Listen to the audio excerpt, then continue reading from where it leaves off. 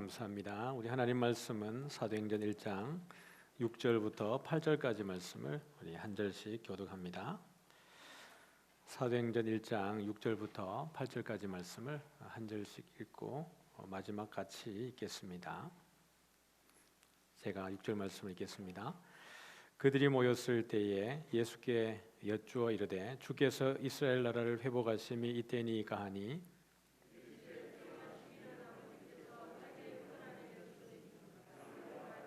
같이 읽습니다.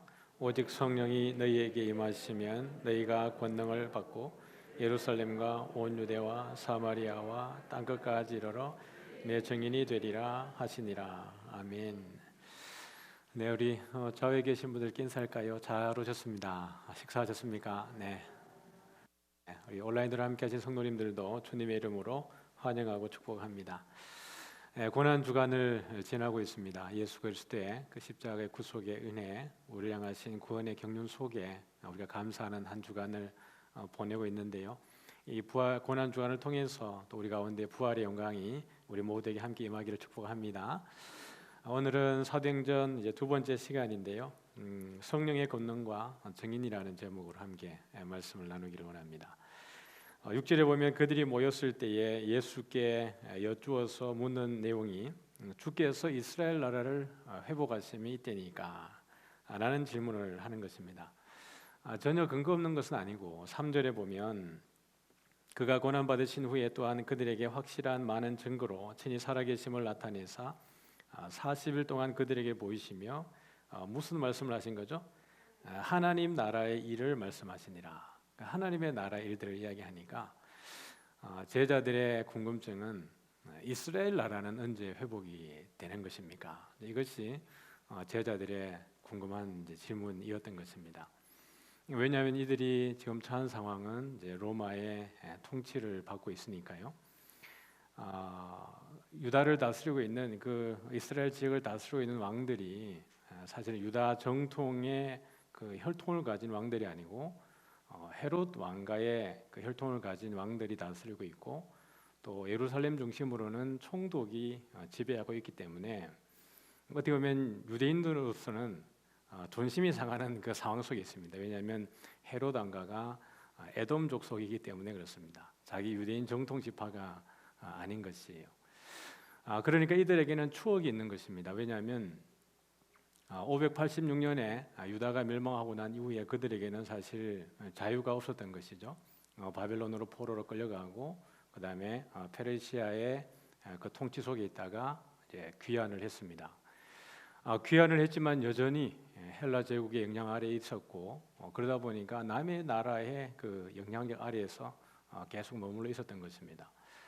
그러다가 그 셀류커스 왕조죠. 시리아에 정복했던 그 헬라 제국의 뒤에 이어갔던 그 장군들이 그 지역을 차지하게 되면서 예루살렘을 아주 유린을 했습니다.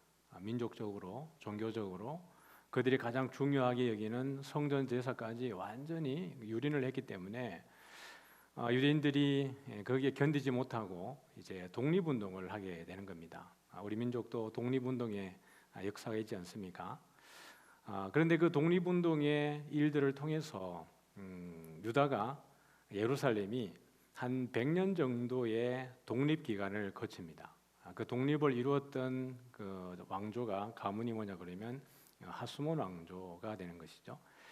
거기에서 우리가 잘 알고 있는 마카비라고 하는 그 유다가 독립운동에 앞장서게 되면서 그렇게 유린되어졌던 성전을 다시 탈환하고 성전을 청결하게 하는 우리가 성경에도 나와 있는 수전절이라고 하는 그 절기를 거기에서 맞이하게 됩니다. 물론 이제 하스몬 왕가가 이제 참 세상이라는 게 그렇습니다.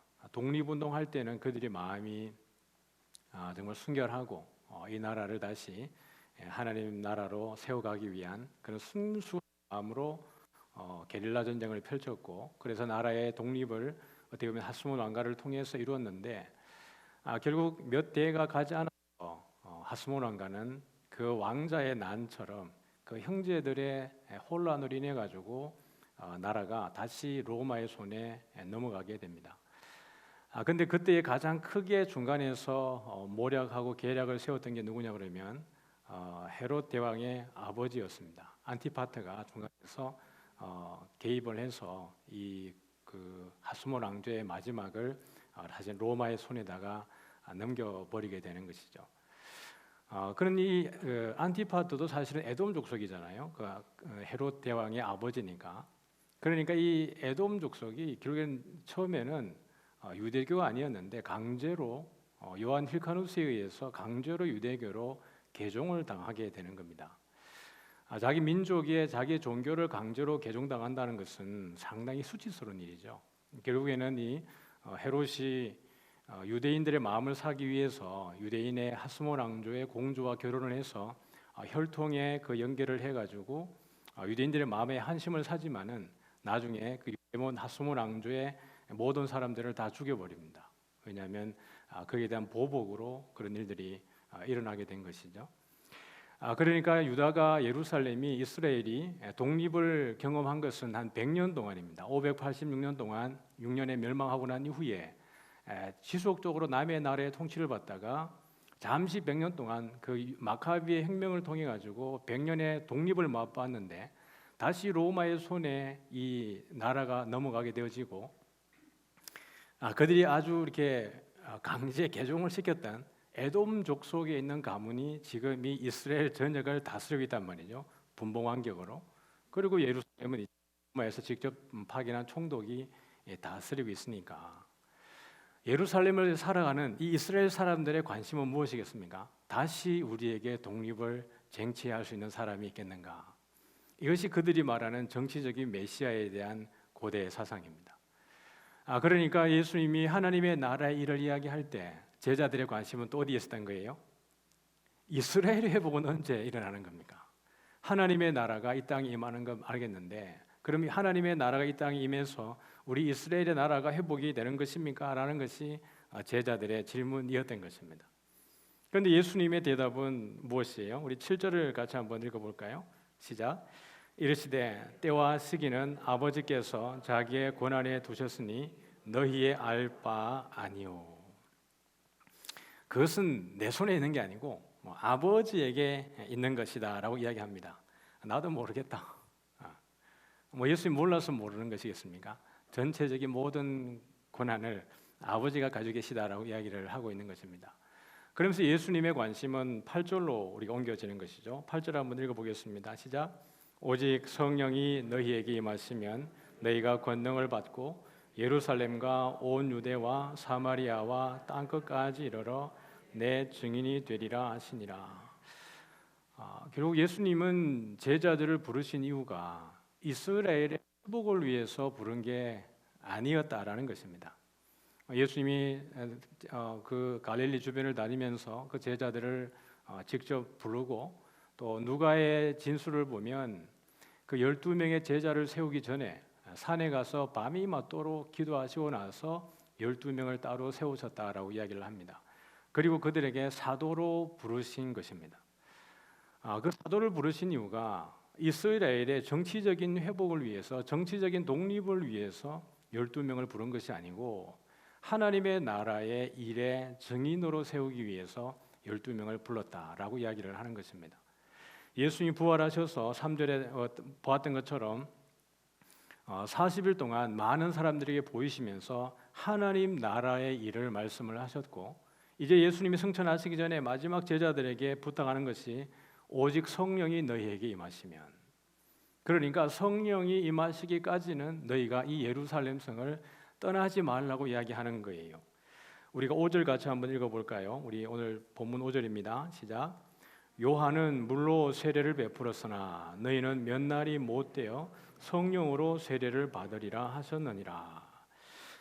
세례라고 하는 것은 사실 우리가 죽었다가 다시 살아나는 것에 대한 고백 아닙니까? 이스라엘 백성들이 홍해를 지나서 광야로 가는데 홍해를 지나가는 그 과정이 사실은 세례인 것이죠. 홍해 물속에 들어갈 때 마른 땅을 밟았지만 사실 그들은 죽음의 터널을 지나가는 것입니다. 하나님이 마른 땅을 그들에게 제공하신 것이죠. 그러나 그 물이 덮이면 모든 사람들이 죽는 것입니다. 사실은 홍해를 지나가면서 이미 그들은 죽음을 경험했고 그 홍해 맞은편에 광야로 들어섰을 때 그들은 부활을 경험한 것과 똑같습니다. 세례는 우리 모든 죄가 씻어지고 부활의 생명을 얻은 것에 대한 그런 개념들이 세례 가운데 있는 것이에요. 그런데 세례가 우리에게 주어질 때 또 다른 하나님의 은혜가 주어지게 되는데, 그것은 우리 8절에 본 것처럼 오직 성령이 너희에게 임하시면 너희가 무엇을 받고 권능을 받는다라는 것이 여러분 아주 중요합니다. 예수님도 사역을 하실 때마다 늘 하고 난 이후에 또는 하기 전에 어디에 가셨어요?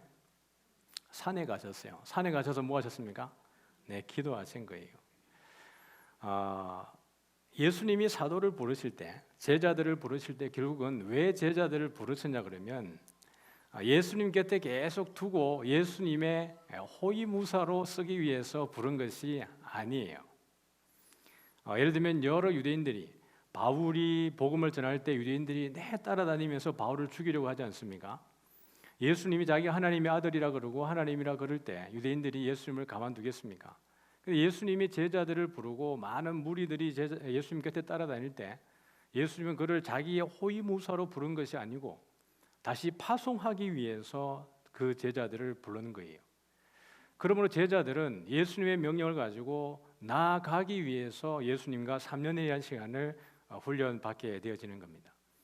그러므로 예수님이 이제 성천하시게 되면 그 훈련받았던 제자들은 어떻게 해야 되는 거예요? 땅끝까지 나가야 되는 사명을 그들이 부여받게 되어지는 것입니다. 그러므로 교회가 여러분 사람들이 계속 모이는 곳이잖아요. 죄인들의 모임이고 하나님께 선택받은 사람들이 모이는 것이 교회이지만 교회의 더 궁극적인 목적은 뭐예요? 세상으로 보냄받은 그 목적이 있다는 것을 잊어서는 되지 않습니다. 그러므로 우리는 가까이 지역에 있는 우리 주변 이웃들에게도 복음을 전해야 되지만 우리는 땅끝까지 복음을 전하시는 선교사님들을 위해서 우리가 할 수 있는 최고의 것을 드려야 됩니다. 선교사님이 선교지에 나가서 이 먹는 것과 마시는 것과 입는 것 때문에 고민하지 않도록 사실 교회는 선교를 파송할 때 그 선교 현장에서 필요한 모든 것을 다 감당해 주어야 되는 것이 교회의 역할입니다. 그래서 파송할 때는 파송교회가 그분들의 사역의 모든 것이라든지 자녀 교육이라든지 건강이라든지 그 모든 주변 환경에 부족함이 없도록 해주는 것이 교회가 그분들을 땅끝까지 보내는 것에 대해서 책임을 다하는 것이에요. 협력을 할 때도 그런 부분들을 잘 살펴주는 것이 사실 우리의 일입니다. 왜냐하면 그것은 교회가 여유가 있어서 그분들을 파송해야 되는 게 아니고 예수 그리스도의 지상 명령이기 때문에 그렇습니다. 여러분 전도하기 위해서 정인으로 가장 먼저 나간 그 본을 보여주신 분이 누구시겠어요? 예수님이죠. 우리 누가복음 4장 43절 한번 띄워주시겠습니까? 같이 한번 읽죠. 시작. 예수께서 이르시되 내가 다른 동네들에서도 하나님 나라 복음을 전하여야 하리니 나는 이 일을 위해 보내심을 받았노라 하시고, 내가 한번 띄워두시면 좋겠습니다.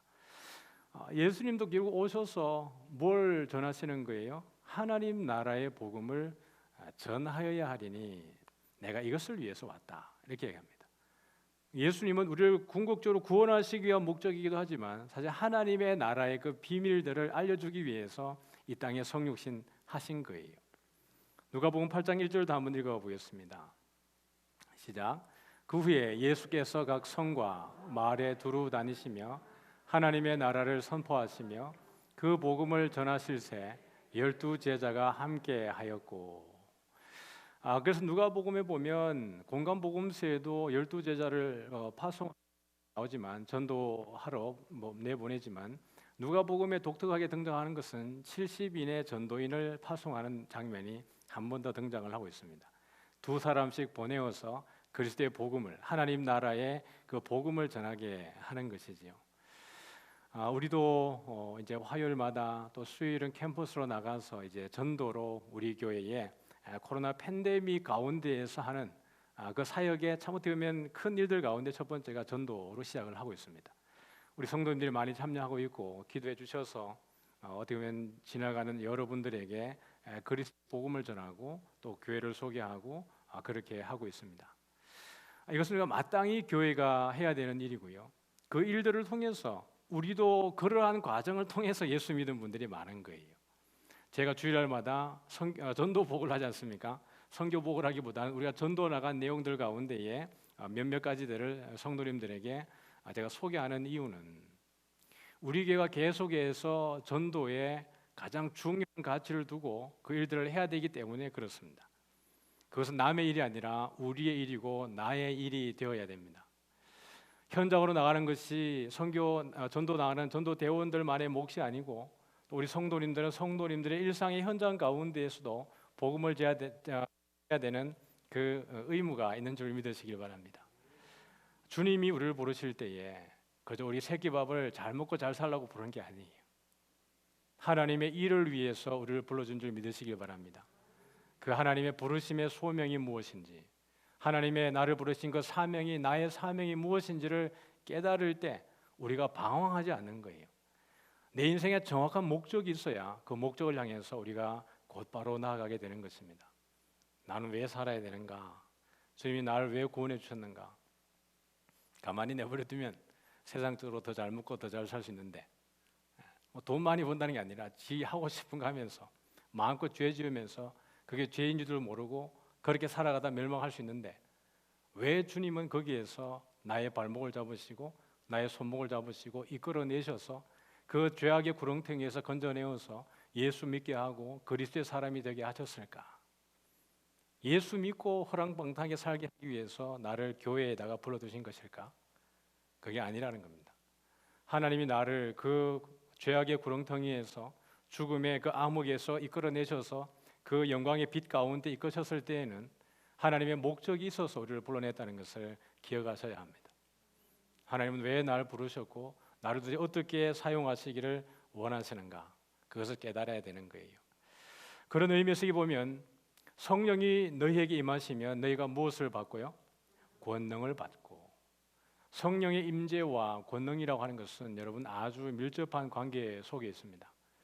정의는 아무나 될 수 있는 게 아니라는 거예요. 아무든지 나가서 입만 열면 정인이 되어지는 것입니까? 아닙니다. 그리스도에 대해서 말 한마디 하는 것, 교회 가자고 말 한마디 하는 것도 무엇이 필요해요? 용기가 필요해요. 나가보세요. 자연스럽게 하시는 것 같지만 그 안에 많이 훈련되고 연단되어진 맷집이 그리스도가 정말 내 인생의 유일한 답이라는 것, 삶으로 체득되어지고 신앙으로 훈련되어져서 이미 이것이 근육화되어졌은 전 분들이 나가서 복음을 전할 때 아주 쉽게 이야기하는 것 같습니다. 그게 우리 흔히 하는 말로 신앙의 연륜들입니다. 그러나 그렇지 않은 분들이 나가서 우리가 전도하려고 그러면 마음이 어떻게 돼요? 쪼그라들죠. 용기가 생기지 않는 것입니다. 사도행전에서 항상 하나님의 말씀이 선포되어지고 전도하고 큰 기적들이 이적들이 일어날 때 항상 같이 따라오는 메시지가 성령이 충만하여라는 단어입니다. 성령이 충만할 때 말씀이 선포되어지고 많은 영혼들이 주께로 돌아오는 역사가 거기에 일어나는 것이에요. 여러분이 삶의 힘을 가지려고 그러면, 삶의 능력을 가지려고 그러면 내 안에 누가 계셔야 되는 거예요? 성령의 그 내주하심이, 성령이 충만하게 우리 가운데 임재하셔야 우리가 항상 담대하게 용기 있게 세상에 꿀리지 않고 비겁하지 않고 당당하게 살아갈 수 있는 것이에요. 성령의 충만함이라는 게 여러분 무엇입니까? 이 컵에다가 물을 가득 채우는 것처럼 양적인 개념이 아니고 성령의 충만한 개념은 무슨 개념이라고요? 네, 통치적 개념이라고요. 성령이 충만하다라는 것은 내 삶을 전적으로 성령이 나를 이끌어 가실 수 있도록 내 자신을 맡긴다라는 뜻입니다. 그러므로 성령이 충만할 때 우리 안에 추호도 흔들지 않는 것은 예수 그리스도에 대한 분명한 신앙 고백입니다. 예수만이 내 인생의 길이요 진리요 생명이라고 하는 것에 대해서 전혀 부끄러워하지 않고 오히려 복음을 자랑스럽게 여기는 그 마음이 성령이 충만할 때 우리에게 능력으로 주어지게 되어지는 겁니다. 아무나 여러분 법정의 증인으로 설 수 없는 거예요. 우리가 세상에 불합리한 상황이고 저 사건이 왜 해결되지 않을까? 왜 저 사건 가운데는 증인이 세워지지 않는 것일까? 누가 봐도 분명히 이것은 불합리한 일들이고 억울하게 저것에 대해서 어떻게 보면 집행을 당하고 있는데 왜 저기에 대해서 증인들이 나가서 변호해 주지 않는 걸까? 증인의 역할을 하지 않는 걸까? 그만큼 쉽지 않다라는 것입니다. 제가 교통사고 한번 낸 적이 있는데요. 교육청사 때 이게 군대 전역하고 이렇게 사역하고 주일을 사역하고 집에 돌아가는데 그런 시간 있지 않습니까? 낮과 저녁이 겹치는 그 시간, 사물이 가장 안 보이는 그 시간대가 있지 않습니까? 이렇게 가는데 갑자기 앞에서 오토바이가 갑자기 솟버렸어요. 오토바이 할아버지. 근데 그 갑자기 솟버리니까 제가 1차선으로 쑥 들어갔습니다. 들어갔는데 들어가는 순간 이 오토바이가 왜 선지를 알았어요. 무단횡단하는 할머니가 있었던 겁니다. 제가 그 할머니를 받아버린 거예요. 브레이크를 밟았는데 이미 탕 부딪혔습니다. 인사사고를 처음 경험했습니다. 제 차가 찌그러들었고 할머니가 저기 굴렀습니다.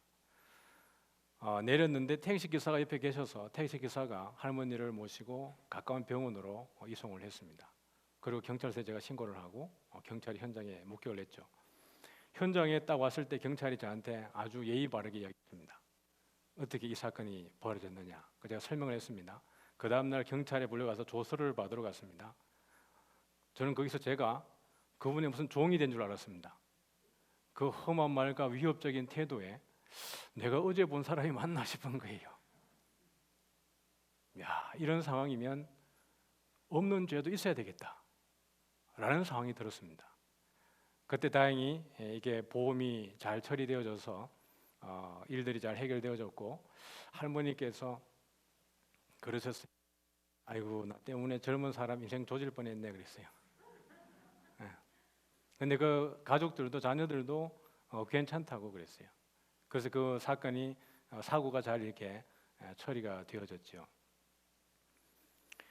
법정에 선다라는 것, 어느 위치에서 정인으로 선다라는 것은 여러분 생각보다 쉬운 일이 아닙니다.